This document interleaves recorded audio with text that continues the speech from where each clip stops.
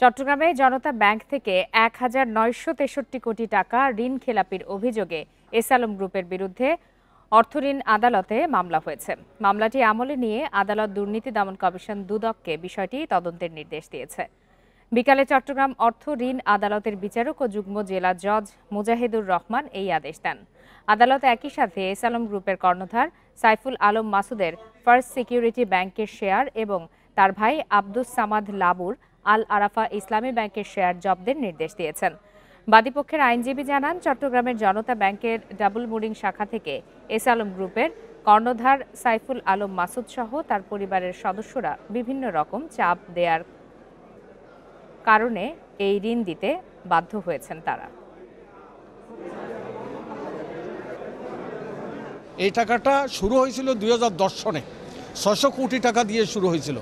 এরপরে সেটার extension এইটারকে enhancement হইতে হইতে পরবর্তীতে আজকে এই প্রায় 2000 কোটি টাকা এসে দাঁড়ালো। এই টাকাটা তারা এই পর্যন্ত বিভিন্ন সময়ে তারা টাকা পরিশোধ করে নেয়।